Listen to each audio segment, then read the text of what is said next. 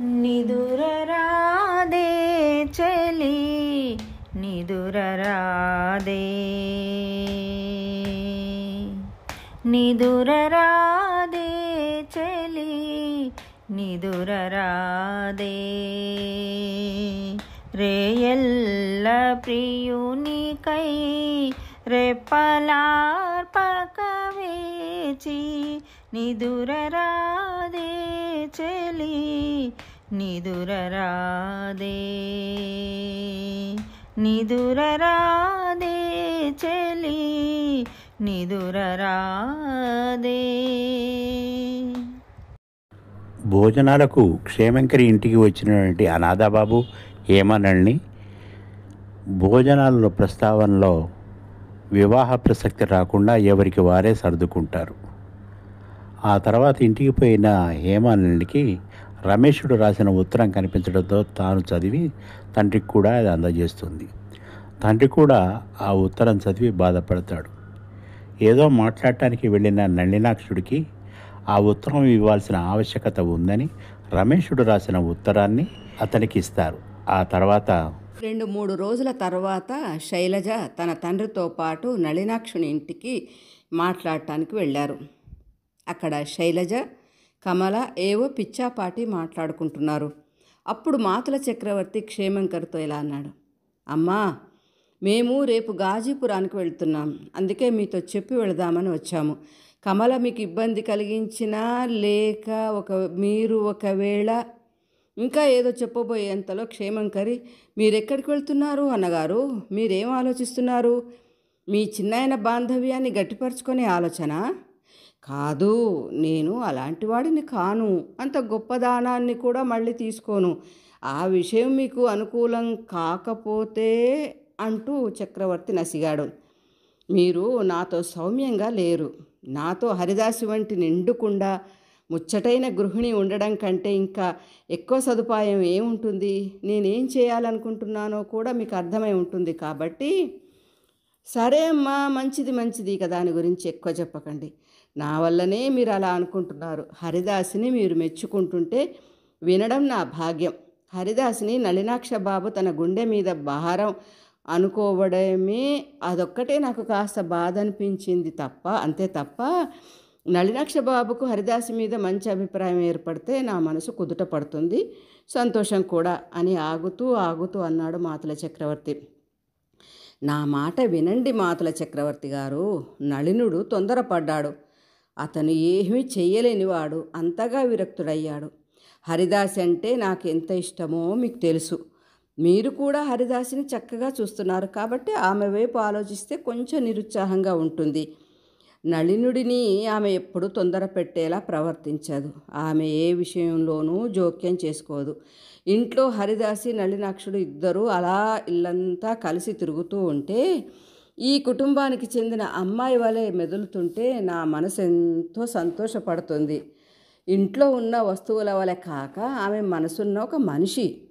ఒకవేళ నళినాక్ష బాబు గారి తాహతుకు సరిపోకపోతే ఆమె ఇక్కడ ఉండడం ప్రతిబంధకమే అయితే అప్పుడు చక్రవర్తి అంటుండగానే, చక్రవర్తి గారు, మీరు ఆ విషయంలో ఎక్కువ విచారించకండి. హరిదాసిని నీ కుటుంబంలో ఒకదానిగా అనుకుంటాను. బహుశా నళినాక్షుడు బయటపడడు, కానీ అతనికి కూడా హరిదాసి అంటే ఇష్టమే అనుకుంటాను. ఆమె పడిన కష్టాలన్నీ ఆమె ముఖంలోనే చదివాడని నేను అనుకుంటున్నాను. సాధారణంగా ఇంట్లో పరాయి వారు ఎవరూ ఉండడం సహించడు. అటువంటి వాడు హరిదాసిని ఉనికిని సహించాడంటే అది చాలు. అయినా అతని మనసులో ఏముందో మనకైతే తెలియదు అన్నది క్షేమంకరి.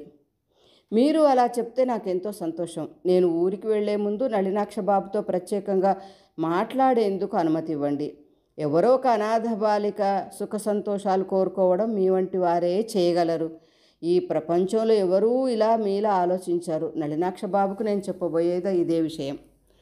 మీరు అనవసర సంకోచంతో ఎవరేమనుకుంటారోనని హరిదాసిని దూరం చేయకండని, కుటుంబంలో ఒక మేనమామ కూతురు వల్ల ఎటువంటి బలవంతం లేకుండా పెళ్లి చేసుకోవడానికి ఒప్పుకోవలసి ఉంటుందని మాతుల చక్రవర్తి అన్నాడు. చక్రవర్తికి నళినాక్షుని మీద ఉన్న నమ్మకానికి తల్లిగా ఆమె హృదయం ఉప్పొంగింది. మీరు హరిదాసిని మీ ఇంటి కోడలుగా అడిగితే మీరు ఒప్పుకుంటారో ఒప్పుకోరో అని భయపడ్డాను. అందుకే నళినాక్షుడు ఇంట్లో తిరుగుతున్నప్పుడు హరిదాసినికి పెరట్లో ఏవో పనులు చెప్పి పంపుతున్నాను. కానీ నా కుమారుడు ఎటువంటి వాడో నాకు పూర్తిగా తెలుసు. పూర్తిగా అతన్ని నేను నమ్ముతాను అన్నది క్షేమంకరి. అయితే నా మనసులోని మాటను దాపరికం లేకుండా మీకు చెప్పాలనుకుంటున్నాను. నళినాక్షబాబు పెళ్లి చేసుకోబోతున్నాడని, అతనికి కాబోయే అమ్మాయి చక్కని అందమైన అమ్మాయని, బాగా చదువుకున్న అమ్మాయని విన్నాను. కాబట్టి నేను అనుకున్నాను కదా. బహుశా హరిదాసి అని మాటలు సగంలో తుంచేశాడు మాతుల చక్రవర్తి. మీరు అలా అనుకోవడంలో మీకున్న కారణాలు మీకున్నాయి. అందులో తప్పు పట్టాల్సింది ఏమీ లేదు. నేను కూడా మిమ్మల్ని గమనిస్తున్నాను. అయినా మీరు విన్నటువంటి అమ్మాయితో ఎప్పుడూ నళినాక్షునితో వివాహం జరగదన్నది క్షేమంకరి. మరి నిశ్చితార్థం రద్దు చేయబడిందా అడిగాడు మాతలుడు. నళినాక్షునికి ఎన్నడూ వివాహం చేసుకోవాలనే ధ్యాసే లేదు. అతనికి ఆ కోరిక ఉన్నట్టు అనిపించదు. నేనే అతన్ని పెళ్లి చేసుకోమని ఒత్తిడి చేస్తున్నాను. కానీ ఈ మధ్య నేను కూడా బలవంతం చేయడం మానుకున్నాను. నాకున్న కోరికల్లా నేను చనిపోకముందే అతడో ఇంటివాడు కావాలని, దాని కళ్ళారా చూడాలని. అంతేకాని భగవంతుడు ఏమనుకుంటున్నాడో మనకు తెలియదు కదా. అందుకే ఎవరూ నిశ్చితార్థాన్ని రద్దు చేయలేదు. దానంతట అదే రద్దయింది. అయినా నేను బంధువులను బాధ పెడుతున్నానేమో అనుకుంటున్నాను అన్నది క్షేమంకరి. అమ్మా, మీరు అలా మాట్లాడవద్దు. మీ స్నేహితుడిగా మేమెందుకున్నాము? పెళ్ళిళ్ళు కుదిరించే పేరైలైతే మంచి భోజనం చేసి దక్షిణ తాంబూలం బహుమానాలు తీసుకోవడానికే పరిమితం.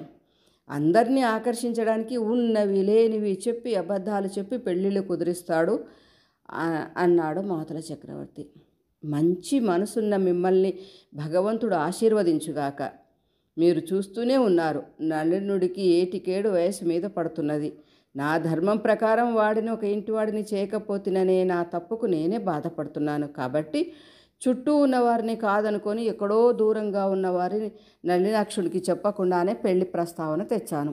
అంతా తలకిందులయ్యేసరికి ఇక వివాహ ప్రసక్తే చేయకూడదనుకున్నాను. మీరు ఏం చేస్తారో చెయ్యండి. ఇంకా ఆలస్యం మాత్రం చేయకండి. ఎందుకంటే నేను ఎక్కువ రోజులు జీవించి ఉంటాననుకోను అన్నది క్షేమంకరి. అలా మీరు మీ కుమారుడు వివాహం కాకుండా మరణించడం నేను చూడలేను. అయినా మీరు అనుకున్నట్టు అతని వివాహం మీ చేతుల మీదుగా జరుగుతుంది. మీకు మీ కుమారుడికి తగినట్టుండే కోడలిని, మీ మీద శ్రద్ధ వినయం ఉన్న ఒక అందమైన యువతి నాకు తెలుసు. నేను చెప్పిన వాటిలో ఏ ఒక్కటి తగ్గకుండా ఉండేలా చూస్తాను. సరే, మంచిది. మీరు ఇంకా ఆ విషయంలో బాధపడకండి. భగవంతుడు నళినాక్షబాబు వివాహం చేయాలని సంకల్పించాడు. అది కుదిరిందే అనుకోండి. మీరు ఒప్పుకుంటే హరిదాసి ఎటువంటి ఉత్తమురాలో ఒక్క మాటలో చెప్తాను. శైలజను మీ దగ్గరికి పంపిస్తాను. మీరు మొదటిసారి కలుసుకున్నప్పుడు నుండి శైలజ మిమ్మల్నే జ్ఞాపకం చేసుకుంటున్నది అన్నాడు మాతుల చక్రవర్తి. మీరు ముగ్గురు కలిసి మాట్లాడుకోవడం మంచిది. నాకు కొంచెం పని ఉన్నది అంది క్షేమంకరి. మీ వంటివారు ఇంకా ఉండడం నా అదృష్టం. సమయం వచ్చినప్పుడు మీరు పని ఉన్నదని చెప్తారు కదా.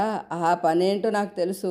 నళినాక్ష బాబు కోసం పెళ్లి కూతురుని వెదికే అదృష్టవంతుడెవడైనా బ్రాహ్మణుని కొరకు మీరు తీపి వంటలు చేయాలని వెళుతున్నారని నేను అనుకుంటున్నాను నవ్వుతూ అన్నాడు మాతుల చక్రవర్తి. శైలజ కమలలున్న గది దగ్గరికి చక్రవర్తి వెళ్ళాడు. కమల ఏడవడం గమనించాడు. కానీ ఏమీ అనలేదు. కమల వైపు చూసి శైలజ పక్కన కూర్చున్నాడు. నాయనా, నళినాక్ష బాబుకు జరిగిన విషయాలు చెప్పే సమయం ఇదే అని అంటున్నాను. ఈ పిచ్చిపిల్ల కమల నాతో గొడవ పడుతున్నది అన్నది శైలజ. కాదక్కా, అటువంటిది ఏమీ అతనికి చెప్పవద్దని బతిమలాడుకుంటున్నాను. అతను నన్ను భార్యగా స్వీకరించడం అసాధ్యం అన్నది కమల. నువ్వెంత అమాయకురాలివి! హేమనళిని నళినాక్షబాబు పెళ్లి చేసుకుంటే కూడా నువ్వు ఇలా ఏమీ మాట్లాడకుండా కూర్చుంటావా? నీకు పెళ్ళైనప్పటి నుండి ఒక మంచి రోజు అన్నది లేదు. ఇప్పటి వరకు జరిగినవన్నీ దారుణమైనవే. నువ్వు పుట్టినప్పటి నుండి రోజు చచ్చి పుట్టడమే కదా. నువ్వు ఇప్పుడు మాట్లాడక ఊరికే ఉంటే ఇక నీ జీవితం దీనితో సమాప్తం అన్నది శైలజ. నేను ఎంతటి కష్టమైనా సహిస్తాను, కానీ నా విషయాలు ఎవరికీ చెప్పను. నువ్వు కనుక ఎవరికన్నా చెప్తే ఇక ఈ ఇంట్లో తల ఎత్తుకొని తిరగలేను. ఆ అవమానంతో అటు చావలేక ఇటు బతకలేక నా బతుకు త్రిశంకు స్వర్గం అయిపోతుంది అన్నది కమల. శైలజ ఎదురు చెప్పలేకపోయింది. ఇంకా ఇక్కడే కూర్చొని నళినాక్షుడి హేమనళిల పెళ్లి జరగడం చూస్తూ ఉండడం ఓర్చుకోవడం తన వల్ల కాదనుకుంది శైలజ. నువ్వన్నట్టు హేమనళినితో నళినాక్ష బాబు పెళ్లి జరుగుతుందా శైలజ అని అడిగాడు మాతుల చక్రవర్తి. అవును నాయన, నళినాక్ష బాబు తల్లి తన ఆశీర్వాదం హేమనళినికి ఇచ్చింది అన్నది శైలజ. ఆ ఆశీస్సులు ఫలించకపోవుగాక. అలాని భగవంతుడు ఆశీర్వదించాలి కమలా, నువ్వు భయపడకు, న్యాయమే గెలుస్తుంది, నిజం నిలకడ మీద తేలుతుంది అన్నాడు చక్రవర్తి. మాతుల చక్రవర్తి మాటలను కమల నమ్మలేదు. కళ్ళు పెద్దవి చేసి మాతుల చక్రవర్తి వైపు తేరి పార చూసింది. నిశ్చితార్థం రద్దు చేశారు క్షేమంకరి.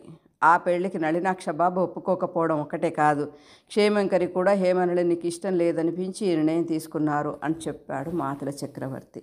శైలజకు చాలా సంతోషమైంది. నాయనా, హేమనళినితో వివాహం కుదిరిందని అప్పటి నుండి నాకు కంటి మీద కునుకన్నది లేదు. నిజానికి ఈ ఇల్లు కమలది, కానీ ఆమె తన ఇంట్లోనే పరాయిదాని వలె ఉండబోతుందా అని అనుకుంటేనే చాలా బాధ వేసింది. దేవుడు కరుణామయుడు, మరి ఈ చిక్కుముడిని ఎలా విడదీద్దాము అన్నది శైలజ. తొందరపడకు శైలజ, సమయం వస్తే అన్నీ వాటంతటవే సర్దుకొని మనకు అనుగుణంగా మారతాయి అన్నాడు మాతుల చక్రవర్తి. ప్రేమకు మారిపోయిన మాతుల, చిన్నాయన, ఈ విషయం ఎవరికీ చెప్పవద్దని వేడుకుంటున్నాను. ఈ ఇంటి మూలలో ఇలా ఉండనిచ్చి నా గురించి మర్చిపోండి. నేను ఎంత సుఖంగా ఉండాలో అంత సుఖంగానూ ఉన్నాను. ఇంకా ఎలాంటి మార్పులు కోరను. ఇప్పుడున్న పరిస్థితులన్నీ బాగానే ఉన్నాయి అని అంటూ పెద్ద పెట్టిన ఏడ్చింది కమల. చక్రవర్తి కమల గురించి చాలా బాధపడ్డాడు. కమల, ఏడువకు, నువ్వు మనసులో ఏమనుకుంటున్నావో నేను తెలుసుకున్నాను. నిన్ను ప్రశాంతంగానే ఉండనిస్తాను. విధి ఏదో వింత నాటకం ఆడుతున్నది. అంతేకాదు, కాలహరణం కూడా చేస్తున్నది. మేమంతా తెలివి తక్కువగా నీ విషయంలో జోక్యం కలిగించుకోవడం లేదు, దాన్ని చెడగొట్టం కూడా. భయపడకు, ఎప్పుడు ఎలా నడుచుకోవాలో నా వయసు నాకు నేర్పింది అన్నాడు మాతుల చక్రవర్తి. అదే సమయంలో పళ్ళన్నీ ఇకిలిస్తూ ఉమేషుడు ఆ గదిలోకి వచ్చాడు. ఉమేషా, ఏమిటి సంగతి, ఎందుకు ఇలా వచ్చావు అడిగాడు మాతలుడు. రమేష్ బాబు గారు డాక్టర్ గారిని కలవడానికి ఇక్కడికి వచ్చారు, కిందంతస్తులో ఉన్నారని అన్నాడు. కమల ముఖం వెలబోయింది. భయపడకు కమల, అన్నీ తెలుసుకొని వస్తానని చువాళ్ళ లేచి కింది అంతస్తుకు వెళ్ళి రమేష్ని చేతులు పట్టుకున్నాడు మాతలుడు. రమేష్ బాబు, మీతో మాట్లాడాలి, నా వెంట రండి, నడుస్తూ మాట్లాడదాం అన్నాడు మాతుల చక్రవర్తి. మీరు ఎక్కడి నుండి వచ్చారు మాతుల? ఆశ్చర్యంగా అడిగాడు రమేషుడు. మీకోసమే ఇక్కడున్నాను, మీతో కలవడం చాలా సంతోషంగా ఉంది. మనం ఈ విషయాన్ని పరిష్కరించాలి, రండి, మనకి ఎక్కువ సమయం లేదని రమేష్ను బయటకు తీసుకొని పోయి, మీరు ఎలా వచ్చారు ఇక్కడికి అని నడుస్తూ అడిగాడు. కమల బతికే ఉన్నదని, ఆమె గురించి నళినాక్ష బాబుకు అంతా చెప్పాలని వచ్చానని అన్నాడు రమేషుడు. మంచిది, కమల బతికే ఉన్నదని, ఆమె నళినాక్షునికి ఎదురుపడిందని అనుకుందాం. మీరు చెప్తే ఆ మాట నళినాక్ష బాబుకు నచ్చుతుందా? అతనికి మేలు జరుగుతుందా? అంతేకాదు, అతనికి ఛాందస భావాలున్న వృద్ధురాలైన తల్లి ఉన్నది. ఈ జరిగిన సంగతి అంతా తెలిస్తే కమలకు లేనిపోని కష్టాలు ఎదురవుతాయి. నళినాక్షుడికి సమాజంలో ఏ స్థాయి ఉందో నాకు తెలియదు, కానీ కమల మీద ఎటువంటి అపవాదు రాకుండానే విషయమంతా అతనికి తెలియాలి అని నేను అనుకుంటున్నాను. ఆమె నిజంగా మరణిస్తే నేను చెప్పజరిగిన నిజమైన సంఘటనలు కమల మీద నమ్మకం పెరిగే విధంగా చేస్తానని రమేషుడు అన్నాడు. మీ ఆధునికుల ఆలోచనలు నాకు అర్థం కావు. కమల నిజంగా మరణించిందే అనుకుందాం, ఆమె మీద అతనికి గురి కలగవలసిన అవసరం ఏముంది? అయినా నళినాక్షుడు కమలకు ఒకరోజు మాత్రమే భర్త. అక్కడ ఆ ఇల్లు చూసారా? అక్కడనే ఉంటున్నాను. దయచేసి రేపు ఉదయం అక్కడికి వస్తే జరిగిందంతా పూసగుచ్చినట్లుగా చెప్తాను. అందాక మీరు నళినాక్ష బాబును చూడనని మాట్లాడనని నాకు మాట ఇవ్వండి అని అన్నాడు మాతలుడు. రమేషుడు సరేనన్నాడు. మాతలుడు వెళ్ళిపోతూ, కమలతో రేపు ఉదయం మన ఇంటికి నువ్వు రావాలి చిట్టి తల్లి. రమేష్ బాబుకు నీవే నీ స్థితిని వివరించాలని నేను అనుకుంటున్నాను అన్నాడు మాతుల చక్రవర్తి. కమల బదులివ్వలేదు. నేను చేయగల ఏకైక విషయం ఇదేనని అనుకుంటున్నాను. ఈ కాలపు యువత పాతకాల నాటి పద్ధతులను అనుసరించి నడవరు. అందుకని నువ్వు చిన్నబుచ్చుకోకు నా బంగారు. నీ హక్కులు ఎవరో పొందకూడదు. నీ అధికారం నీదే, ఇంకెవరిది కాదు. అలా నువ్వు అనుకుంటేనే మేమేమైనా చేయగలము అన్నాడు మాతుల చక్రవర్తి. కమల ఇంకా ఏడుస్తూనే ఉన్నది. నీ జీవితాన్ని తిరిగి చక్కగా జీవించడానికి కావలసిన రీతిలో అందంగా సిద్ధం చేస్తాం. మిగిలిన అంతరాయాలను తొలగించుకోవడానికి నువ్వు ఎలాంటి అనుమానాలు పెట్టుకోవద్దు. అప్పుడే అడుగుల చప్పుడు విని కమల పైకెత్తి చూసింది. నళినాక్ష బాబు తలుపు దగ్గర నిలబడి ఉన్నాడు. అనుకోకుండా ఇద్దరు ఒకరినొకరు చూసుకున్నారు. కానీ ఇదివరకటి వల్లే వెంటనే వారు తమ చూపు మరల్చుకోలేదు. నళినాక్షబాబు కమలను చూసింది క్షణకాలం మాత్రమే. కానీ అది క్షణమే అయినా, ఇదివరకటి వలనే న్యాయమే అయినా తమ చూపులు ఎవరికంటా పడకుండా ఉండాలనే రహస్యం ఏమీ పాటించలేదు. అందుకే అలా నింపాదిగా చూస్తూ విడవకుండా కమల చూపుల నుండి ఏదో విషయం గ్రహించాలన్నట్టుగా చూశాడు. వెంటనే అతను శైలజను గమనించి అక్కడి నుంచి వెళ్ళిపోవాలనుకున్నప్పుడు మాతలుడు ఏదో విషయం చెప్పాలని, నళినాక్షబాబు వెళ్ళకండి, మీరు మా కుటుంబంలోని వారుగా మేము అనుకుంటున్నాము. ఈమె నా కూతురు శైలజ. దీని కూతురికే మీరు వైద్యం చేశారు. శైలజ నళినాక్షునికి నమస్కారం చేసింది. గుర్తు తెచ్చుకున్నట్లుగా చిన్న పాప ఎలా ఉంది అని అడిగాడు. బాగుంది అన్నది శైలజ. మీ సమాజంలో చేరాలనుకుంటే మీరు ఎప్పుడూ ఆ అవకాశం కలిగించలేదు. మీరు లోపలికి రండి. అక్కడే నిలబడ్డారేం అన్నాడు మాతల చక్రవర్తి. మాతలుడు నళినాక్షబాబును కూర్చుండబెట్టి కమల కోసం 4 వైపులా చూశాడు. ఆమె ఎప్పుడో అక్కడి నుండి పారిపోయింది. ఎందుకంటే నళినాక్షుడి కళ్ళల్లోకి చూసినప్పుడు ఆమెకు ఆశ్చర్యం, ఆనందం రెండూ కలిగాయి. అది కళ నిజమా అని నిర్ధారణ చేసుకునేందుకే అక్కడి నుండి వెళ్ళిపోయింది. అంతలో ఆ గదిలోనికి క్షేమంకరి వచ్చింది. లేచి నిలబడుతున్న చక్రవర్తితో, మీకు శ్రమ కలిగిస్తున్నాను, మీరు పెద్దవారు, మాటి మాటికి ఇలా లేవడం కష్టమన్నది. మీరు పని ఉన్నదని వెళ్ళినప్పటి నుండి మీరు ఏ పిండి వంటలు చేశారోనని నా నోట్లో నీళ్లు ఊరుతున్నాయి అని మాతల చక్రవర్తి అన్నాడు. ఎప్పటి వలనే క్షేమంకరి రకరకాల పిండి వంటలు చేసి వడ్డించగా సుష్టుగా తిని అతను మళ్ళీ హాల్లోకి వచ్చాడు. అమ్మా, కాసేపు ఆగండి అని నళినాక్షునిడితో మీరు కూడా ఆగండి అన్నాడు. మాతల చక్రవర్తి బయటకు వెళ్ళి శైలజ కమల చేయి పట్టుకొని నడిపించుకుంటూ తీసుకురావడం చూసి మళ్ళీ గదిలోకి వచ్చారు. నళినాక్షబాబు, మా హరిదాసిని మీరు కొత్తగా వచ్చిన అతిథి వలె చూడవద్దు. మీ ఇంట్లో ఈ దురదృష్టవంతురాలైన ఈ అమ్మాయిని వదిలిపెట్టి వెళ్తున్నాను. మీరు మీ తల్లిగారు మీ కుటుంబంలోని అమ్మాయిగా చూడాలని కోరుకుంటున్నాను. ఆమె మీకు సేవ చేయాలనే కోరికను తీర్చండి. తెలిసి ఎటువంటి తప్పు చేయదు. అలా నేను మీకు నమ్మకంగా చెప్తున్నాను. గారు, మీరు బాధపడటానికి ఏమీ లేదు. హరిదాసిని ఇదివరకే మా కోడలు అనుకున్నాం. అలా కోడలుగా అధికారాలు అప్పగించడానికి చివరి ప్రయత్నం చేయలేకపోయాం. ఇన్ని సంవత్సరాలుగా నా సామ్రాజ్యమైన ఇంటికి వంటింటికి ఇప్పుడు నేను ఏమీ కాను. ఇక నౌకర్లైతే నన్ను యజమానురాలుగా చూడడం మానేసి హరిదాసినినే తమ యజమానురాలుగా భావిస్తున్నారు. ఏదో విధంగా నేను పక్కకు తోసివేయబడ్డాను. ఇక తాళం చెవుల గుత్తి మాత్రమే నా దగ్గర ఉన్నది. కానీ హరిదాసి వాటిని కూడా దొంగిలించాలనుకున్నది. ఇక చెప్పండి, ఈ దొంగ పిల్లకు ఇంకా ఏం కావాలని మీరు కోరుకుంటున్నారు? మీరు మమ్మల్ని బెదిరిస్తున్నారు కమలను మీతో తీసుకుని పోతానని. అలా కనుక మీరు చేస్తే దొంగతనాల్లోకెల్లా పెద్ద దొంగతనం అదే సుమా అన్నది క్షేమంకరి. నేను కదలకని చెప్తే కదలనే కదలదు కమల. కాబట్టి మీరు మీ హృదయాలకు విశ్రాంతినివ్వండి. ఆమె అందరినీ మర్చిపోయేటట్టుగా మీరు ప్రేమలో ముంచేశారు. అర్థం కాని పిచ్చి పిల్ల. పాపం, ఇన్ని రోజుల నుండి ఎన్ని కష్టాలు పడిందో. ఇప్పుడు మీ ఇంటికి వచ్చిన తర్వాతనే ఆమెకు సుఖం, శాంతి ఏర్పడ్డాయి. ఎప్పటికీ ఇలాగే సుఖంగా ఉంచాలని ఆ భగవంతుని వేడుకుంటున్నాను.